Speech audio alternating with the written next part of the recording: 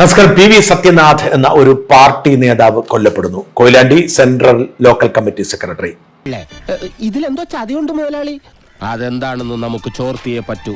സ്വാഭാവികമായും CPM-കാർക്ക് അതൊരു ഞെട്ടിക്കുന്ന വാർത്തയാണ്. പാർട്ടിയുടെ ലോക്കൽ സെക്രട്ടറി കൊല്ലപ്പെടുക എന്നത് അവർക്ക് അംഗീകരിക്കാൻ കഴിയുന്ന കാര്യമല്ല.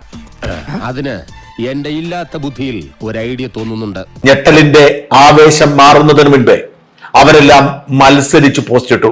ഈശ്വര, ഇതൊക്കെ എന്റെ തലയിലാവൂലോ. അതങ്ങനെ നിന്റെ തലയിലാവണം. നീ കയറിയേക്കോ. ഞാനാക്കടാ. ഞാൻ അതിന്റെ ഒരു കുറവ് മാത്രമേ ഉള്ളൂ.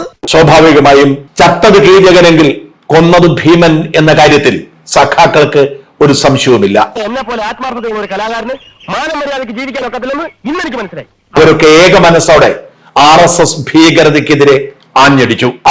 പൊട്ടന്മാര് പൊട്ടന്ന ലോക പൊട്ടനാണ്. പൊട്ടന്ന ലോക പൊട്ടൻ. നേരം വെളുത്തപ്പോൾ കളി മാറി. സഖാക്കളൊക്കെ നീണ്ട പോസ്റ്റുകൾ എഡിറ്റ് ചെയ്ത് റെഡ് സല്യൂട്ടിൽ മാത്രം ഒതുക്കി സ്ഥലം വിട്ടിരിക്കുന്നു. കൗതുക ലേശം കൂടുതലാണ്. സഖാവ് സ്വരാജ് നീട്ടിപ്പിടിച്ചെഴുതി RSS ഭീകരതയുടെ ഒടുവിലത്തെ ഇര റെഡ് സല്യൂട്ട് കോംറൈഡ് എന്ന്. സമ്മതിച്ചിരിക്കുന്നു കോട്ടപ്പള്ളി. ഈ കാര്യത്തിൽ താത്വികാചാരനായ എന്നെ താൻ കടത്തി വെട്ടിയിരിക്കുന്നു.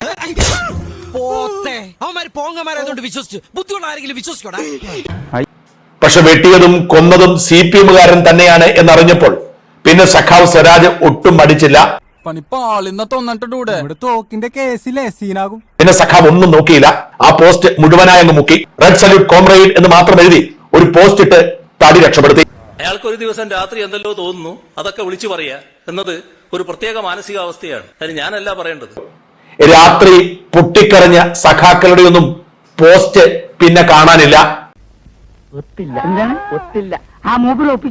അവർക്ക് തെറിവിളിക്ക് കാരണമാകും എന്നതുകൊണ്ട് അത് ഡിലീറ്റ് ചെയ്തിട്ട് പുതിയൊരു പോസ്റ്റ് ഇടേണ്ടി വന്നു ഇവർക്കൊക്കെ. അക്കരെ നിൽക്കണ പശുവിനെ കണ്ട് ഇക്കരെ നിൽക്കണ മൂരി മുക്കറയിട്ട പശുവിന് ചെന പിടിക്കില്ല. ഇനിയെങ്കിലും ഒന്ന് മനസ്സിലായി. തലയ്ക്ക് സുഖമില്ലാണ്ടായ എന്താ ചെയ്യാ?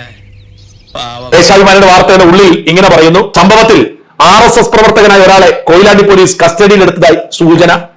അതൊക്കെ ഉണ്ട്. ആണോ?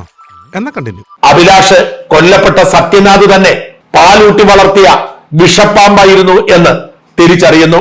അതാണ് ഞങ്ങളുടെ കുടുംബത്തിന്റെ മഹിമ. എല്ലാ പൈപ്പറും നല്ല പൊളിയാ.